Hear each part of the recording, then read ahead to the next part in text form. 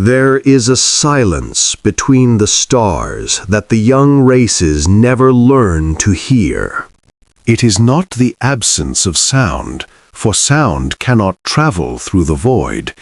It is something older, something that waits in the spaces between spiral arms, in the cooling cores of dead worlds, in the lightless depths where even time seems to lose its way. The Tessari had known this silence for 18,000 years. They had charted its edges, mapped its depths, and, in their arrogance, believed they understood it. Vaelith understood now that they had understood nothing. She stood at the observation deck of the Covenant of Eternity, watching the stars drift past like memories she could no longer hold. Her scales, once brilliant copper and gold, had faded to a dull bronze that caught no light. 6 centuries of life had taught her that wisdom came not from answers, but from finally learning which questions to stop asking. But tonight, she had only one question. How had her people fallen so far, so fast? The Tessari hegemony had ruled 312 star systems at its height. Their fleets had numbered in the tens of thousands. Their archives contained the accumulated knowledge of 11 extinct civilizations, carefully preserved like pressed flowers in crystal memory cores. They had watched younger races stumble into the stars, had nodded with patronizing tolerance as these children of the galaxy made their predictable mistakes, fought their predictable wars, and either matured into useful servants or burned themselves to ash. For 18,000 years, the Tessari had been the eldest, the wisest, the eternal. Now they were the dying. Vaelith pressed her palm against the cold viewport, feeling the subtle vibration of the ship's failing engines. The Covenant of Eternity was the last of the great dreadnoughts, a vessel that had once commanded enough firepower to crack continental plates. Now she limped through the void with barely a third of her crew remaining, her weapons arrays dark, her shields flickering like a candle in the wind. Behind them, in the direction Vaelith could not bear to look, lay what remained of the Tessari home systems. Burning. The Keth Dominion had come without warning, without diplomacy, without reason. They were not a species the Tessari had catalogued in their endless archives. They emerged from the galactic core like a wound in space, their vessels organic and screaming, their weapons unlike anything the hegemony scientists could analyze before they were reduced to vapor. In 7 months, the Keith had destroyed what 18 millennia had built. First Archivist. Vaelith turned slowly. Commander Sethrin stood in the doorway, his own scales scarred and pitted from the Battle of Vaelith Prime. He had lost 3 of his 4 arms in that engagement, the stumps now capped with crude prosthetics that clicked when he moved. But his eyes still burned with something Vaelith could not name. "What is it, Commander?" "The Council has made a decision." Vaelith felt something cold settle in her chest. The Council, once a body of 97 representatives from across the hegemony, now reduced to 11 survivors huddled in the lower decks of a dying ship. "And what have they decided?" Sethrin hesitated. In 6 centuries, Vaelith had never seen him hesitate. "They voted to contact the humans." The word hung in the air like a curse. Vaelith said nothing for a long moment. She turned back to the viewport, watching the stars, feeling the weight of the silence pressing against the glass. "We swore," she said quietly, "after the quarantine accords, after what we did to them, we swore we would never speak to them again." That was 200 years ago. 200 years is nothing. It is when we have 2 weeks. Valith closed her eyes. 2 weeks. That was the estimate for when the Keth would finish consuming the outer colonies and turn their attention to hunting down the refugee fleets.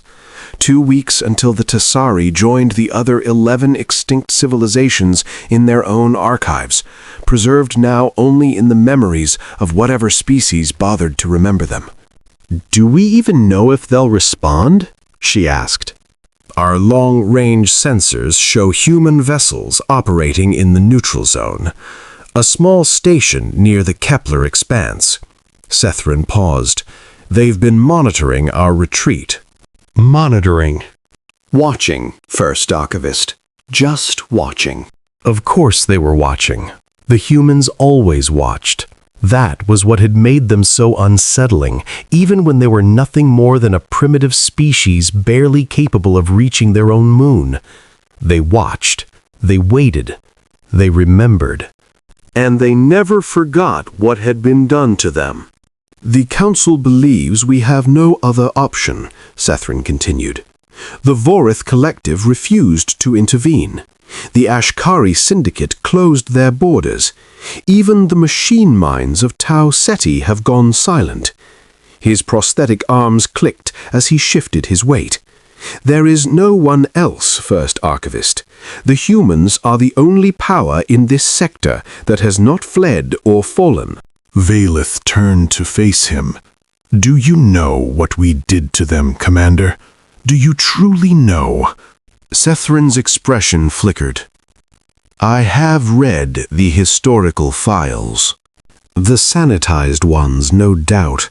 The ones that frame our actions as necessary quarantine measures and protective isolation protocols." Valith's voice was soft, but there was an edge to it that made Sethrin step back. "We found them when they were still planet-bound, still fragile, and we decided they were too dangerous to be allowed to spread. We blockaded their system, destroyed any vessel that tried to leave. For 70 years, we kept them caged in their own solar system, like animals in a pen, because we were afraid of what they might become." The Council believed they were doing the galaxy a favor. Valith's laugh was hollow. "And when the humans finally broke through our blockade, when they built ships from our own captured technology and tore through our quarantine fleet, we called them savages. We told the other species they were dangerous primitives who had attacked us without provocation." She shook her head slowly. "We lied, Commander. We lied to the galaxy, and we lied to ourselves. And now we come to them with our scales in our hands, begging for help. Would you rather we die with our pride intact?" The question hung in the silence between them. Valith thought of the burning worlds behind them. She thought of the billions already dead, the archives already lost, the children who would never see what the Tassari had once been. She thought of 18,000 years reduced to ash and screaming. "No," she said finally. "Pride is a luxury the dying cannot afford." She straightened, feeling bones creak that had never creaked before. 6 centuries, and she had never felt old until this moment. "I will go myself. If we are to beg, let it be done by someone who remembers why we need to." The human station was called Outpost Kepler 7, and it was nothing like Valith had expected. She had prepared herself for something grand, something intimidating. The humans had, after all, broken through the Tassari quarantine with ships built from salvaged technology and stubborn refusal to die. In the 2 centuries since, they had expanded through 40 systems, established trade routes with a dozen species, and built a reputation that made older races speak of them in careful, measured tones. But Kepler 7 was just a station. It was functional, clean, efficient.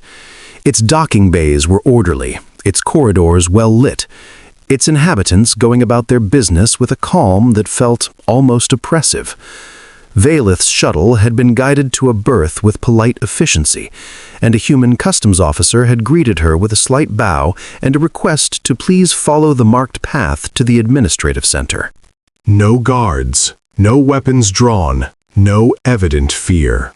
That, more than anything, unsettled her. The Tessari had once inspired awe in younger species. Their very presence was meant to remind others of the vast gulf between those who had ruled the stars for millennia and those who were still learning to walk among them. But the humans on Kepler 7 looked at Valeth the way she might have looked at an aging merchant from a minor colony, with polite disinterest, a slight curiosity, and nothing resembling reverence. They know, she realized. They know what we've become. The administrative center was a simple room with a curved table and a large window overlooking the station's primary docking bay. A human was waiting there, standing with hands clasped behind her back, watching something outside the window that Valeth could not see. First Archivist Valeth of the Tessari Hegemony, the human said without turning. I'm Director Elena Chen. Please, sit. The voice was calm, controlled. The kind of voice that had learned patience through practice rather than nature. Valeth lowered herself into one of the chairs, feeling the unfamiliar design press against her spine in uncomfortable ways. The humans, she noted, had not redesigned their furniture for Tessari guests. Perhaps that was intentional. Perhaps it was simply indifference. Director Chen turned, and Valeth saw her face for the first time. She was older than Valeth had expected. Gray threading through dark hair, lines around eyes that had seen more than they revealed. But her expression was neutral, almost gentle. And that gentleness was somehow more frightening than hostility would have been. Would you like something to drink? Chen asked. We have a reasonable selection of beverages compatible with Tessari biology. No, thank you. Very well. Chen sat across from her, folding her hands on the table. You're the first Tessari to visit a human installation in 212 years, First Archivist. I imagine that wasn't an easy decision. It was not. Would you like to tell me why you're here? Valeth had prepared a speech. She had rehearsed it during the long journey through the neutral zone, crafted it with the precision of a diplomat who had negotiated treaties for 6 centuries.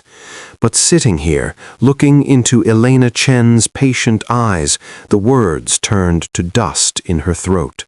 You know why I'm here, she said instead. I want to hear you say it. There it was, the first knife, delivered gently, almost kindly, but a knife nonetheless. Valeth forced herself to hold Chen's gaze. The Tessari hegemony is dying.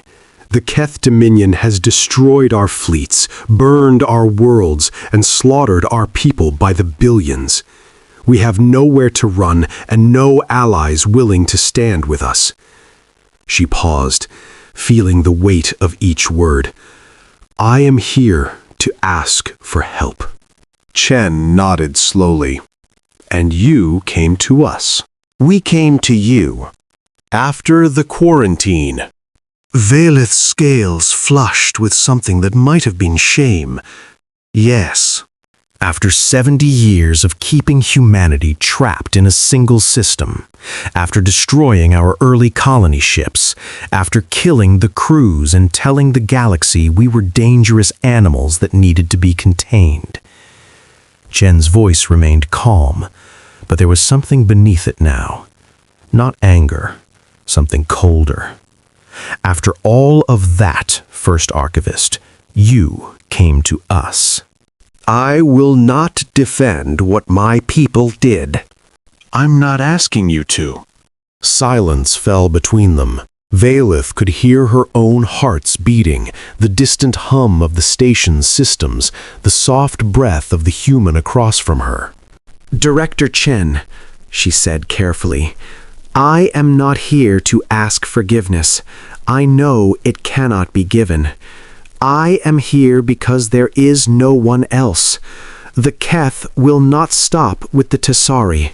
When we fall, they will turn to the next prey, and then the next, and then eventually they will find their way here." Chen tilted her head slightly. "You're suggesting our interests align." "I'm suggesting that helping us may delay your own destruction." "That's honest, at least." "I have no room left for dishonesty." Chen was quiet for a long moment. She turned to look out the window again, and Valeth finally saw what she had been watching, a small cluster of human vessels docked at the far end of the bay. They were unremarkable ships, transport vessels, light escorts, a single patrol craft with its weapons array stowed. "Do you know what I find most interesting about your situation, First Archivist?" "No." "You came to us looking for military aid, for fleets, for weapons."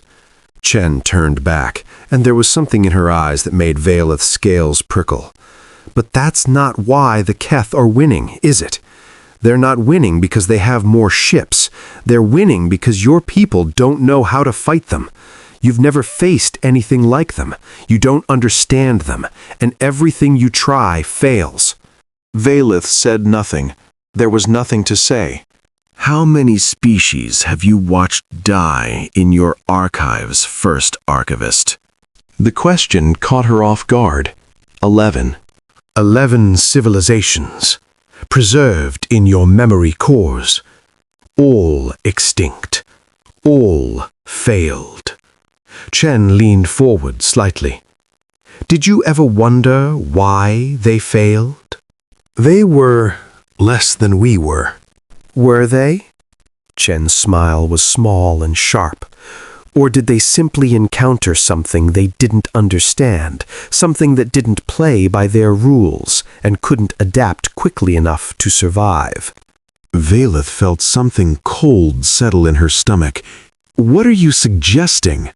"I'm asking you a question, First Archivist. A simple one." Chen's eyes held hers. "In 18,000 years of ruling the galaxy, how many times has your species truly faced extinction?" The answer came before Valeth could stop it. "Never." "Never." Chen nodded slowly. "You've never been pushed to the edge, never been forced to fight for survival with your backs against the wall and nothing left to lose.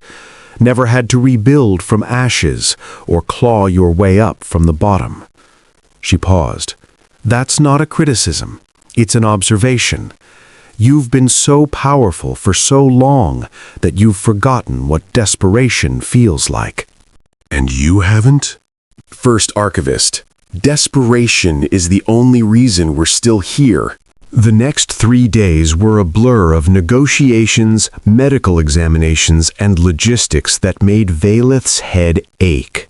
The humans were methodical in ways that felt almost mechanical. They cataloged everything, asked questions about everything, and never once showed urgency that matched the gravity of the situation. But slowly, she began to understand. They were not slow. They were deliberate. Every question they asked served a purpose. Every piece of information they gathered fed into something larger. And when Valeth finally met with the Human Strategic Council, she saw what that something was. A map. It filled one entire wall of the briefing room, a 3-dimensional representation of the Tessari collapse that showed the Keth advance in stark red. Territory lost, fleets destroyed, population centers burned. The humans had been tracking it all, analyzing it all, building models that Valeth's own analysts had not managed to construct. "You've been watching us," she said quietly. "We've been watching everyone." A man named Admiral Okonkwo stood beside the map, his dark skin lined with age, but his eyes sharp and clear. The Kaith emerged from the galactic core 16 months ago. They made first contact with the Vorith Collective before turning to your territory. The Vorith didn't report any contact. The Vorith are already gone, First Archivist. Valeth felt the floor shift beneath her. Gone? Their border fleets numbered in the thousands. 3 weeks ago. Complete systemic collapse. Their archive ships fled toward the rim, but our long-range sensors lost contact with them 4 days ago. Okonkwo's voice was matter-of-fact, clinical. We estimate 68 billion Vorith dead, possibly more. 68 billion. A number that should have meant something, but had grown so large it no longer felt real. How? Valeth whispered. They were the most defensive species in the sector. Their layered fortifications. Didn't matter. Director Chen had entered the room silently, taking a seat near the back. The Keth don't siege. They don't wear down defenses. They find weaknesses and exploit them. Your species builds walls. Theirs find doors. Then how do we fight them? The room went quiet. Okonkwo glanced at Chen. Something passed between them, a look that Valeth could not read, weighted with meaning she could not interpret. There may be a way, Chen said finally, but it requires something you might not be willing to give. Anything. Anything is a dangerous word, First Archivist. I am watching my species die. There is nothing I would not give to stop it. Chen studied her for a long moment. Then she nodded to Okonkwo, who touched a control on his console. The map shifted, zooming out, pulling back to show a section of space that Valeth had never seen before. It was beyond the galactic rim, in the void between galaxies. And floating there, illuminated by nothing but distant starlight, was a shape that made Valeth's heart stop. A vessel. Vast beyond comprehension, larger than any ship she had ever seen, larger than some moons. It hung in the void like a sleeping god, its surface dark and ancient, its design unlike anything in any archive. What is that? Valeth breathed. We don't know. Chen's voice was quiet. We found it 7 years ago.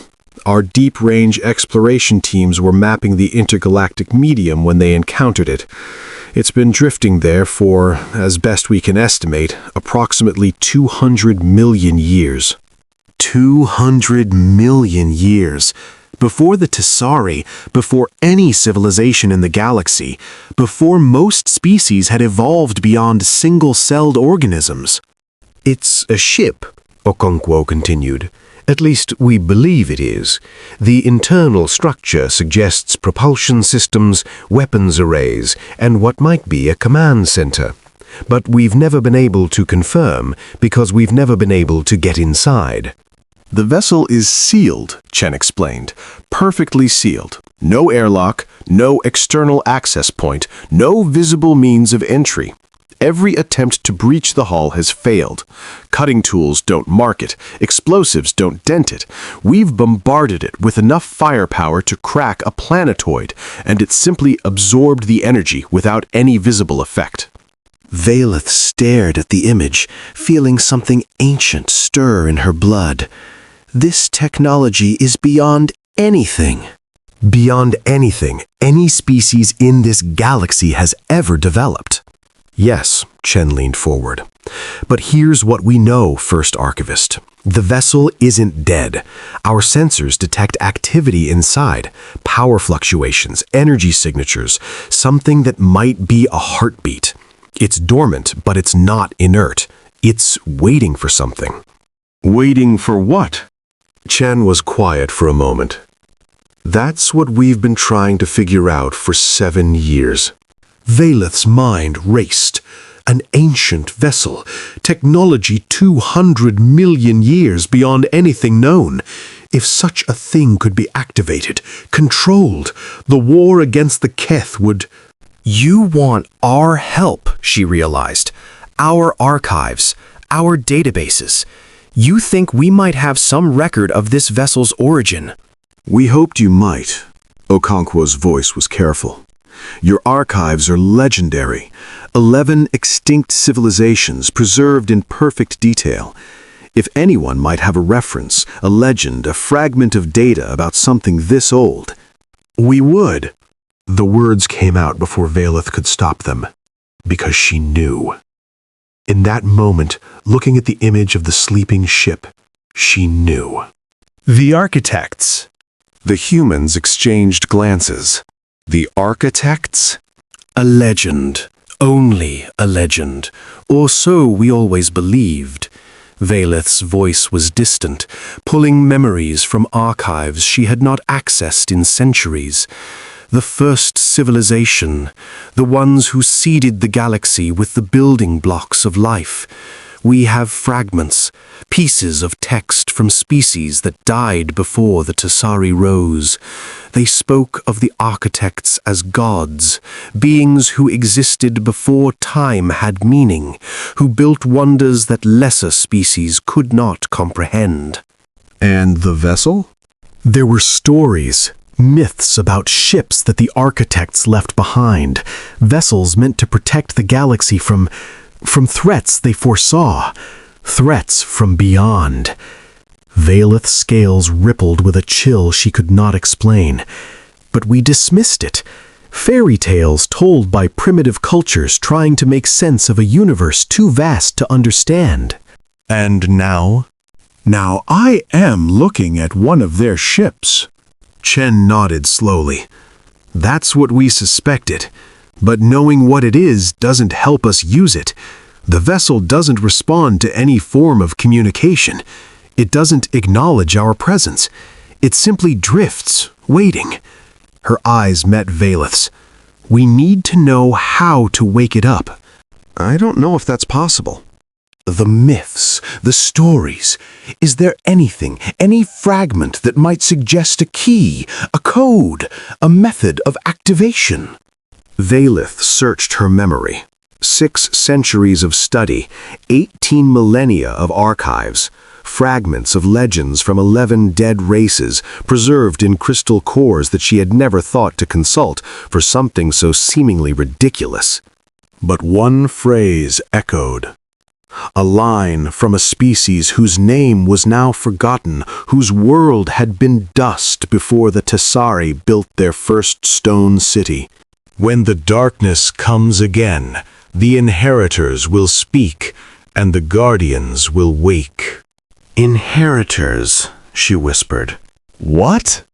The texts speak of inheritors, the ones who would come after the architects, the ones the vessels were left for. Valeth looked up, and something in her expression made the humans lean forward. But we never found any species that matched the description. None of the 11, none of the hegemony, no one we ever encountered. What was the description? Valeth closed her eyes, pulling the ancient words from memory. Young, adaptable, resilient.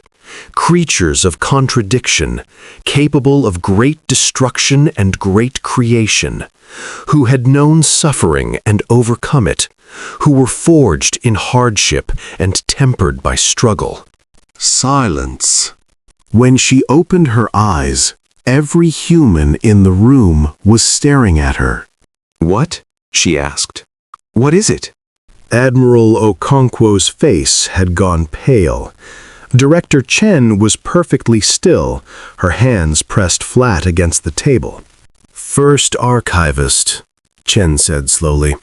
Did the myths say anything else about these inheritors? Only one thing. Valeth frowned, trying to understand their reaction. The texts described them as coming from a single world, a blue world in a system with one yellow star. The silence stretched. And then Admiral Okonkwo began to laugh. It was not a joyful laugh. It was the sound of a man confronting something so vast, so improbable, that laughter was the only response that made sense. "You're certain?" Chen asked. "Absolutely certain?" The texts are in our archives. You can verify them yourself. Chen stood, walking to the window, staring out at the stars. 7 years. 7 years we've studied that vessel, tried every key, every code, every form of activation we could imagine, sent expeditions with representatives from a dozen species. The Vorith tried, the Ashkari tried, even a delegation from the machine minds attempted to interface with it. And nothing. Absolute silence. The vessel didn't acknowledge any of them. Valeth felt the pieces falling into place before Chen said the words. But we never sent humans. The journey to the vessel took 6 days. Valeth spent most of it in observation, watching the humans prepare with a mixture of fascination and growing unease. She had expected urgency, panic even. The Keth were burning through what remained of the hegemony. Every day brought reports of new systems falling, new populations slaughtered. And yet the humans moved with measured precision, as if they had all the time in the world. "You're not afraid," she said to Chen on the 3rd day. They were standing in the Meridian's observation deck, watching a human fleet take formation around them. "We're terrified," Chen replied calmly. "We just don't let it show." Why? Because fear is useful only if it sharpens you. If it controls you, it becomes a liability. Chen turned to face her. "The Tessari have been afraid before, haven't they? Small fears, manageable ones, but never true terror, never the kind that eats at your soul and whispers that maybe, this time, you won't survive." Valeth said nothing. "That fear changes you," Chen continued. "It teaches you things that comfort never could. How to think when thinking seems impossible. How to act when every instinct screams at you to run. How to find strength in the deepest parts of yourself." She paused. "Humanity has known that fear for a very long time, First Archivist, long before we reached the stars, long before you found us." "Your history." "Our history." Chen's smile was thin. "We've almost driven ourselves to extinction more times than I can count. Wars, plagues, famines, climate collapse. We've teetered on the edge of the abyss and pulled ourselves back more often than any species should. It's not something we're proud of, but it's something we've learned from. And then we came. And then you came." Chen's voice hardened slightly. "The quarantine was difficult. 70 years of watching ships try to leave our system, 70 years of seeing them destroyed, knowing there was a universe out there, knowing we were being kept from it by species who saw us as animals." "I'm sorry." "I know you are." Chen turned back to the window. "But sorry doesn't change what happened. It only changes what happens next." The fleet that had gathered around the Meridian was modest by Tessari standards. 23 vessels of varying sizes, none larger than a mid-class cruiser.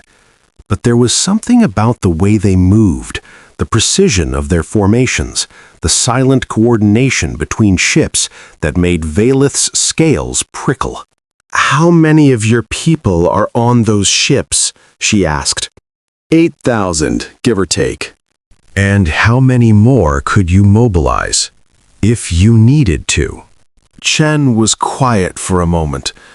"First Archivist, I want to ask you something, and I want you to answer honestly."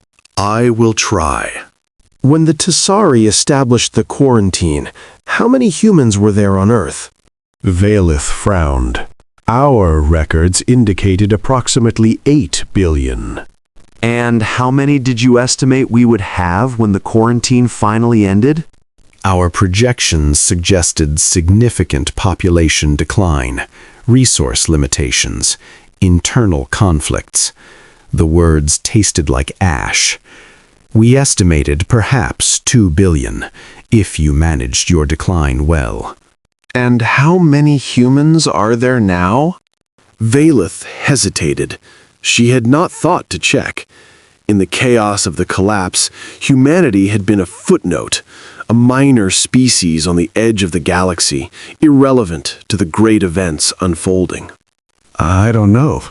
43 billion. Chen's voice was soft. Spread across 218 worlds, with a unified government, a coordinated industrial base, and a military that has been quietly preparing for the next threat ever since we broke through your blockade. 43 billion. The number rang in Valeth's ears. That was more than the current population of the entire Tessari hegemony, more than most species had managed in millennia of expansion. How? She whispered. Desperation, First Archivist.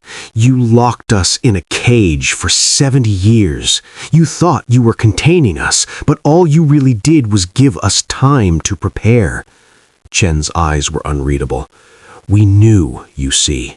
We knew that whoever had imprisoned us would eventually come back. So we built. We planned. We grew. Not for vengeance. We gave that up a long time ago. But for survival. You could have, after you broke through, you could have conquered you? Destroyed you? Yes, probably. The Tessari were arrogant. Your fleet dispositions were predictable. Your species had grown complacent after millennia of supremacy. We could have done to you what you tried to do to us. Why didn't you? Chen smiled, and for the first time, there was warmth in it. Because we'd learned something in those 70 years, First Archivist. Something that your 18,000 years of dominance never taught you. She paused, letting the words settle. Strength isn't about destroying your enemies. It's about deciding what kind of species you want to be, and then becoming it. On the 6th day, they arrived. The ancient vessel hung in the void exactly where the sensors had predicted, a mountain of dark metal that dwarfed everything around it.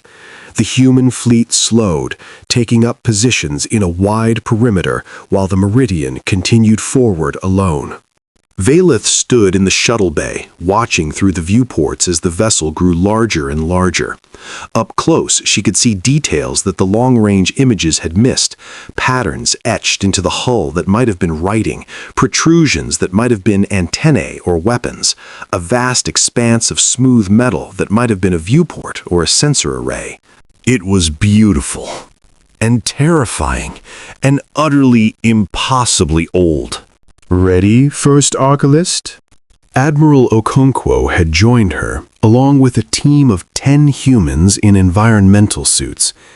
They moved with quiet efficiency, checking equipment, exchanging nods and brief words in a language Valeth didn't recognize. I should be the one asking you that, she said. If the legends are true, if this vessel was meant for your species. Then this is the moment we find out if fairy tales have any basis in reality. Okonkwo's smile was tight. Believe me, we're aware of the stakes. The shuttle launched, carrying them across the void toward the ancient hull. As they drew closer, Valeth felt something shift in the air, a pressure, a presence, a sense of being watched by something vast and patient. She was not the only one who felt it. Getting electromagnetic readings, one of the human technicians reported. The vessel is responding. Low-level energy fluctuations across the forward section. Hostile? Okonkwo asked. Unknown. It's not targeting us, but it's definitely aware of our approach.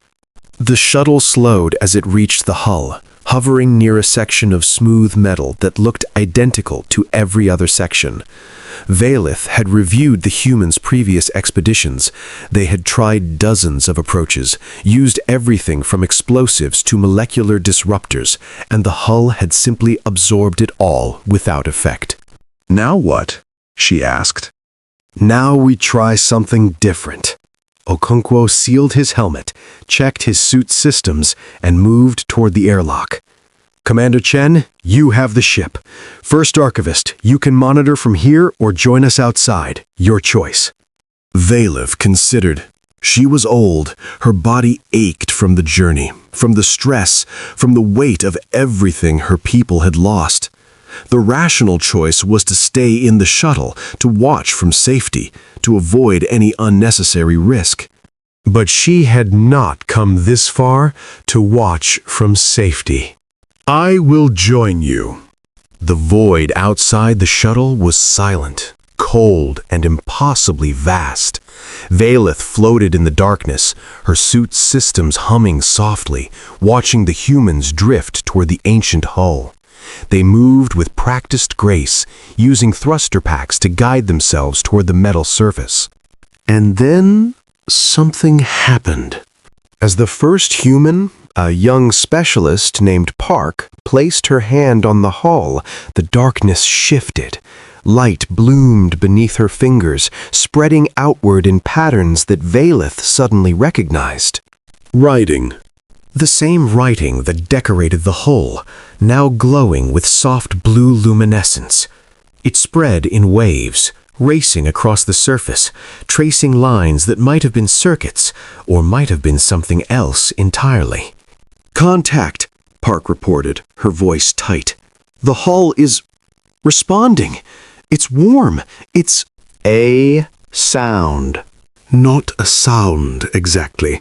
Valeth felt it in her bones, in her chest, in the deepest parts of her brain. A vibration that was also a voice. A question that was also an answer. Identification confirmed. The words came from everywhere and nowhere, resonating through their suits, their bodies, their very thoughts. Inheritor detected. Access granted. The hull began to move. A section beneath Park's hand simply flowed, shifting like liquid metal, opening into a passage that led into the depths of the vessel. Light bloomed inside, soft, welcoming, ancient beyond measure. It worked, Okonkwo breathed. It actually worked. Valeth stared at the opening, at the human floating before it, at the impossible reality unfolding before her eyes. 200 million years, 11 extinct civilizations, 18,000 years of Tessari supremacy. And this vessel, this guardian of legend, had responded only to humanity. First, Archivist? She looked up. Park was gesturing toward the opening. Would you like to come inside? The interior of the vessel was a cathedral. Vast corridors stretched in every direction, their walls lined with the same glowing patterns that had appeared on the hull. The air, breathable somehow despite 200 million years of dormancy, was warm and still and smelled faintly of ozone. Valeth walked among the humans, feeling like an intruder in a place that was never meant for her species. These readings are incredible, one of the human scientists murmured, scanning the walls with a handheld device. Power output alone is... I don't even have a frame of reference. This one vessel could power a dozen star systems indefinitely. Unknown. There are energy signatures that might be weapons arrays, but they're dormant. We'd need to access the command center to know for sure. They walked for what felt like hours, following the glowing patterns deeper into the vessel. And as they walked, the presence that Valeth had felt outside grew stronger. A sense of awareness, of intelligence, of something ancient and patient stirring from sleep. Finally, they reached a chamber at the heart of the ship. It was circular, perhaps 100 meters across, with a domed ceiling that showed the stars outside, as if there were no barrier between the chamber and the void. At the center of the floor was a raised platform, and on the platform stood what could only be a command interface, a console of alien design covered in the same glowing script that marked the rest of the vessel. The humans approached slowly, reverently. Valeth hung back, watching, feeling increasingly out of place. Okonkwo stepped up to the console. "Inheritor, you have been long awaited." The voice came from the walls, the floor, the air itself. It was not mechanical. It was something else, something that had been alone for a very, very long time. "Who are you?" Okonkwo asked. "I am the last of the architect's design. I was built to protect, to preserve, to stand against the darkness when it returned." The darkness? They came before. In the time before time, they consumed galaxies, extinguished stars, unmade everything the architects had built. A pause heavy with sorrow. The architects sacrificed themselves to drive the darkness back, but they knew it would return. And so they left us, the guardians, waiting for the ones who would inherit their purpose. "And you believe we are those inheritors?" "You carry the pattern, the contradiction, the capacity for destruction and creation in equal measure, the resilience that comes only from suffering. You are what the architects hoped would rise, what they sacrificed everything to make possible." Valeth stepped forward, unable to stay silent any longer. The Keth, the species attacking the galaxy, are they the darkness? They are the harbingers, the first wave. They prepare the way for what follows. And what follows? The answer came with a weight that made Valeth's hearts falter. Everything ends, unless the inheritors choose otherwise. The hours that followed were the longest of Valeth's life. The vessel, which the humans began calling Architect's Hope, opened itself to them completely. Its systems, dormant for 200 million years, came alive at human command. Its archives, preserved across eons, revealed the true nature of the Kef, not a species, but a biological weapon. A probe sent by something far worse, testing the galaxy's defenses, preparing for an invasion that would consume everything. And the vessel showed them how to fight back. Weapon systems beyond anything the Tesari had ever imagined, defense grids that could stop fleets, power cores that could fuel a civilization, all of it keyed to humanity, all of it responding only to the inheritors the architects had foreseen. But what shocked Van Gleeth most was not the technology. It was the humans' response. They did not gloat. They did not celebrate. They did not turn to Valeth and remind her of the quarantine, of the 70 years of imprisonment, of the price her people had tried to make them pay for the crime of existing. Instead, they got to work. "How many of your people are still alive?"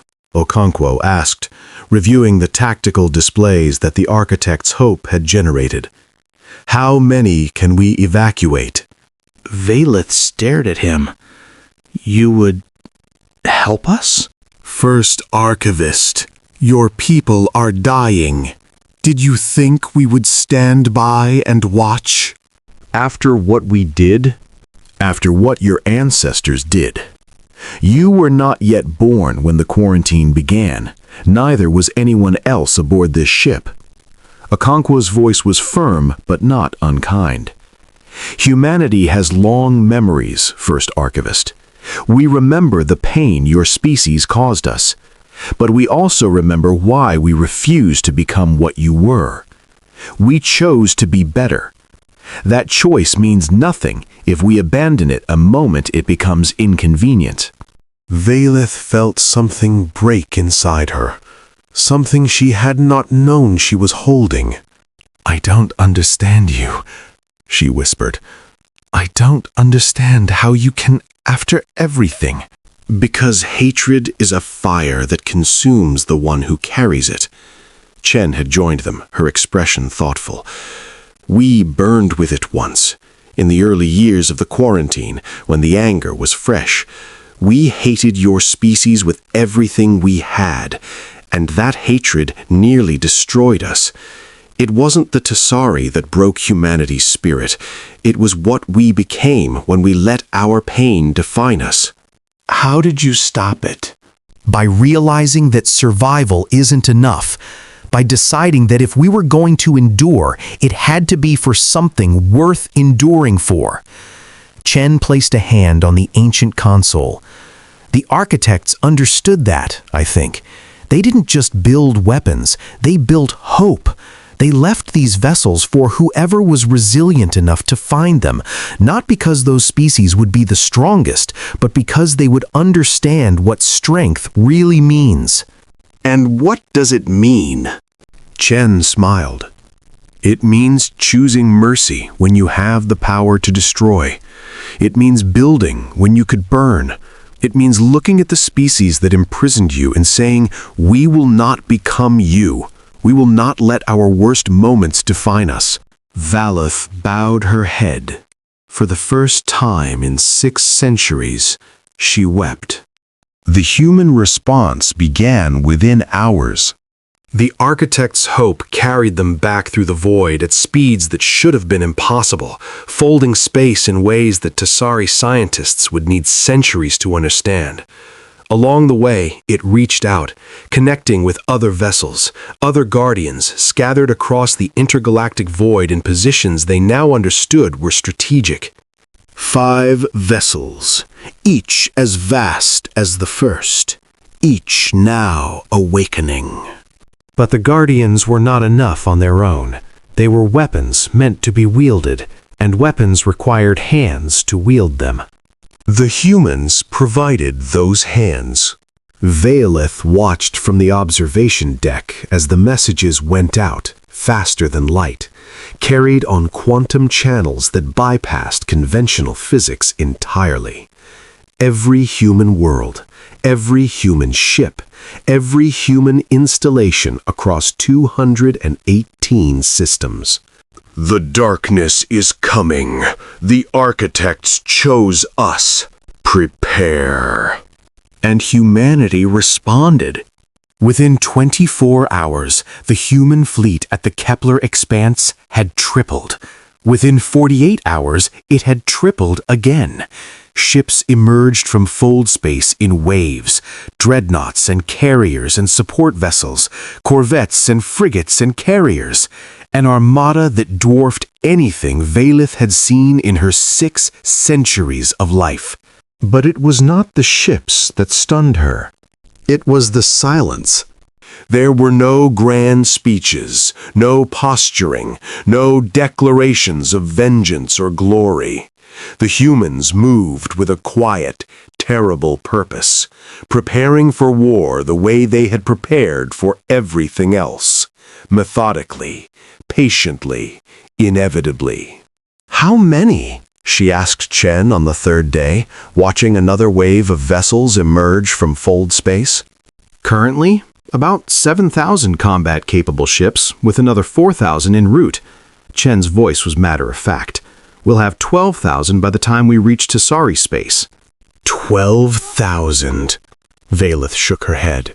At our height, we commanded 30,000 vessels. The Keth destroyed them in weeks. Your vessels weren't designed for this kind of enemy. Your tactics assumed an opponent who would fight the way you fought. Chen gestured toward the displays showing human fleet formations. We don't make those assumptions. We train for adaptive warfare. Every captain is prepared to throw out the standard playbook if it isn't working. Every crew drills on improvised tactics. It's not elegant, but it's effective. And the Guardians? They'll strike the Keth's core systems, destroy their production facilities, disrupt their command structure. While they're reeling, the main fleet will sweep through the occupied territories and reclaim what's been lost. Chen paused. Your people, First Archivist. We're going to save your people. Why? The question came out before Valeth could stop it. Truly, why? You owe us nothing. You owe us worse than nothing. Why risk everything to save a species that tried to cage you? Chen was quiet for a long moment. Then she turned to face Valeth, and her eyes were older than her years. Because if we don't, First Archivist, then what was the point? What was the point of surviving the quarantine? What was the point of building ourselves back up? What was the point of becoming who we are? She shook her head. Humanity didn't endure just to exist. We endured to prove that existence can mean something, that even the species who hurt us deserve a chance to become better, that mercy isn't weakness, it's the hardest kind of strength there is. The Battle of Veleth Prime would be recorded in every archive, every history, every legend for millennia to come. Valeth watched from the bridge of the Architect's Hope, surrounded by humans she had learned to respect, as the Keth Armada emerged from fold space. They numbered in the hundreds of thousands, a tide of organic vessels, screaming and pulsing, consuming the light around them. They had conquered the Tesserae hegemony in 7 months. They had destroyed the Vorith Collective in 3 weeks. They had never encountered anything that could stop them. They encountered it now. The Architect's Hope fired first. A beam of light so bright it burned through Valeth's visual filters, lancing across space to strike the center of the Keth formation. Where it touched, ships simply ceased to exist, not destroyed, unmade, erased from reality as if they had never been. The other Guardians fired a heartbeat later. 5 beams of impossible light converging on the Keth from 5 different angles. The organic armada screamed. Valeth could hear it somehow through the void itself, and began to break apart. But the Keth were not mindless. They adapted. They scattered, trying to escape the Guardians' range, trying to find cover among the debris of the worlds they had destroyed. That was when the human fleet struck. 12,000 vessels, moving with coordination that seemed almost organic. They swept into the scattered Keth formations like wolves among sheep, weapons blazing, cutting through the disorganized enemy with brutal efficiency. Valeth watched a single human destroyer take on 3 Keth cruisers and destroy them all. She watched a carrier launch fighters that moved like extensions of a single will, tearing through the Keth's organic hulls. She watched a dreadnought ram straight into a Keth command vessel and detonate its reactor at point-blank range, sacrificing itself to take out the enemy's coordination center. And through it all, the humans were silent. No war cries, no celebrations, no cheering. Just the quiet, relentless work of soldiers doing what needed to be done. "It's working," Okonkwo said, his voice tight with focus. "Their formation is collapsing. The main thrust is broken." "Don't let up." Chen's voice was iron. "They adapt. We've seen it. Don't give them time to learn." The battle raged for 7 hours. In the end, what remained of the Keth fled, those few vessels that had survived the onslaught, limping back toward the galactic core with whatever survivors they could carry. The human fleet did not pursue. Instead, they turned their attention to the ruined worlds of the Tsari hegemony. And they began to rebuild. The months that followed were a blur of activity.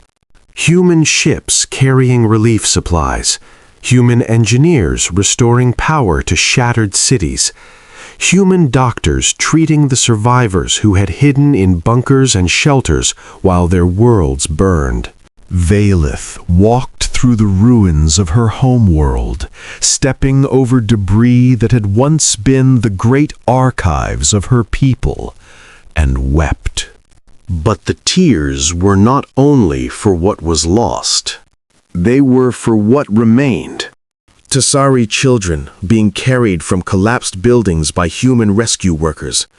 Tsari elders receiving food and water from human volunteers who asked for nothing in return. Tsari communities slowly beginning to rebuild with materials and expertise provided by a species they had once tried to imprison. "I don't understand," she said to Chen, who had come to oversee the relief operations personally. "We tried to destroy you. We treated you as animals. How can you simply forgive?" Chen looked out at the Tsari families being reunited, at the human workers moving among them with careful efficiency, at the first new structures rising from the rubble. "Forgiveness isn't something you give because the other person deserves it, First Archivist. It's something you give because you refuse to let their actions define who you become." She turned to face Valeth, and her expression was kind. Humanity carries a lot of scars, a lot of pain, a lot of memories that still hurt when we touch them. But we learned, somewhere along the way, that the only way to heal is to stop nursing the wounds, to look forward instead of back, to become something better than what hurt us. And if we had remained your enemies? If we had attacked you again? Then we would have defended ourselves, fiercely, without mercy. Chen's voice was matter-of-fact. We're not naive, First Archivist. We know that some species will never change. Some will always choose violence. Some will never understand what we're trying to build. Against those, we will be as implacable as any enemy you've ever faced. But until that choice is made, until a species proves beyond doubt that they cannot coexist, we will offer the hand instead of the fist. Why? Because that's who we chose to be. After the quarantine, after everything we suffered, we looked at what you had done, and we decided that we would not become that. We would not treat the galaxy the way you treated us. We would prove to ourselves, if no one else, that there was another way. Valeth bowed her head. I spent 6 centuries believing my species was superior, believing that our age, our knowledge, our power made us better than the younger races, worthy of ruling, worthy of deciding who lived and who died. She looked up. I was wrong. About everything. We were not superior. We were simply old, and in our age we forgot what made a species truly great. What do you think that is? Struggle. The word came easily now. Hardship, the necessity of fighting for survival, of building from nothing, of never taking anything for granted. We had those things once, at the beginning, but we lost them. We became comfortable, safe, and in our safety we became cruel without even realizing it. She met Chen's eyes. Your species kept that, the memory of struggle, the lessons of hardship. That is why the architects chose you. Not because you were powerful, but because you remembered what power was for. Chen smiled, a real smile, warm and genuine. We try, First Archivist. That's all anyone can do. We try to be worthy of the trust that's been placed in us. And when we fail, because we will fail sometimes, we pick ourselves up and try again. The Keth returned, of course. They always returned. But by then, the galaxy had changed. The Human-Tasari alliance became the foundation of a new order, not an empire, but a partnership. Other species joined, the Ashkari emerging cautiously from behind their closed borders, the survivors of the Vorith collective grateful for sanctuary, even the machine minds of Tau Ceti curious about the biological species that had somehow done what they had calculated to be impossible. The Guardians stood watch at the galaxy's edge, their ancient weapons ready, their systems now fully integrated with human command networks. They were not invincible, nothing was truly invincible, but they were a shield that the Keth could not easily break. And humanity continued to grow. Not in conquest, not in domination, but in the quiet, relentless expansion of a species that had learned to build rather than destroy. They colonized new worlds. They developed new technologies. They welcomed refugees and outcasts and anyone willing to contribute to what they were building. Valith lived to see it. Her people rebuilt, her archives restored, her world slowly healing. She was old now, ancient even by Tasari standards, but she had one more journey to make. She traveled to the Architect's Hope, still hanging in the void where they had first found it. The vessel welcomed her. It remembered her somehow from those first moments when she had walked its halls. Chen was waiting for her. Older now, too. Gray hair turned white, lines deepened by years, but eyes still sharp, still warm, still patient. First Archivist, I wasn't sure you'd come. I had to see it one last time. Valith looked around the ancient chamber, feeling the weight of 200 million years pressing gently against her consciousness. I never thanked you properly for everything.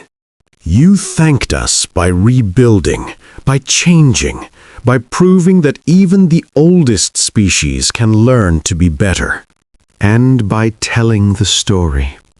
Valith smiled, and it was a smile of peace. I've spent the last 50 years recording everything. For the archives, for the species that will come after us, so they will know what happened here, what humanity did, what you chose to be when you could have chosen anything. And what will they learn? Valith thought for a moment. That the architects were right to hope. That in all the vast emptiness of the universe, life finds a way to matter.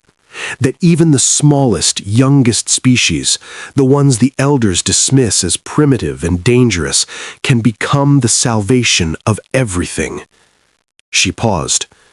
They will learn that when the darkness came and the galaxy trembled and all the ancient powers fell, humanity rose.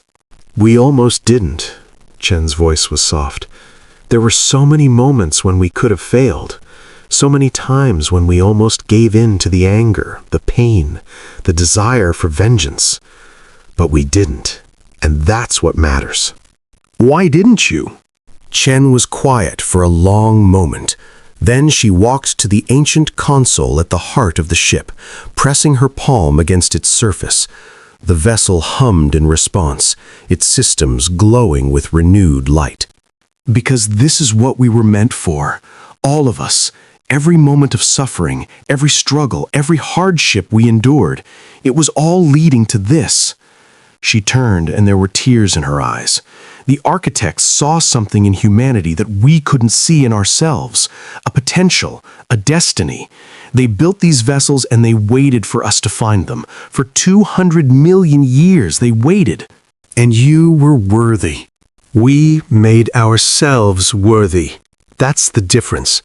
It's not about what you're born with. It's about what you become. Chen smiled through her tears. That's what we'll teach the galaxy, First Archivist. That's what we'll leave for whoever comes after us.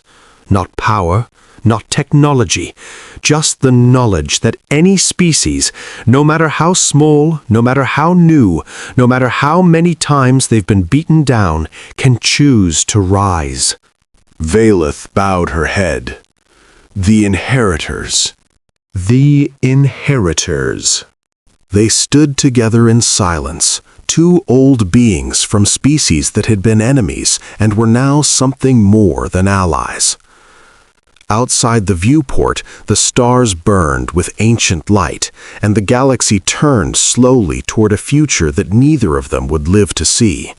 But it was a future worth building. And humanity would be there to see it rise. In the archives of 1,000 worlds, the story is preserved. They speak of the Tassari, ancient and proud, brought low by their own arrogance. They speak of the Keth, the darkness's harbingers, defeated by those they had dismissed as prey. They speak of the Guardians, sleeping for eons, awakened by the touch of the species they had waited for. But most of all, they speak of humanity, the imprisoned, the underestimated, the survivors of a cruelty that should have broken them. They were young. They were fragile. They knew suffering in ways that older species had long forgotten. And in their suffering, they found something the galaxy had lost. Hope. The kind that doesn't flinch from the darkness. The kind that looks at the impossible and asks, why not? The kind that reaches out a hand to the very species that tried to destroy it and says, we can be better than this, all of us, together. They found an ancient vessel in the void between galaxies. It had waited 200 million years for the right species to find it. And when humanity reached out to touch it, it answered. It answered only to them. Because the architects had known what the galaxy would one day need.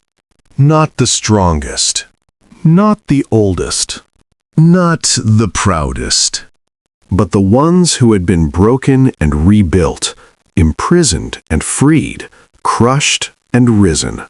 The ones who understood that true strength is not the power to destroy. It is the courage to forgive. And the will to keep fighting no matter what for a universe worth believing in. That is the legacy of humanity. That is the story they left behind. And that is why, in all the ages to come, when the darkness stirs again and the galaxy trembles, the words will echo through the stars. the inheritors remember, and they will rise.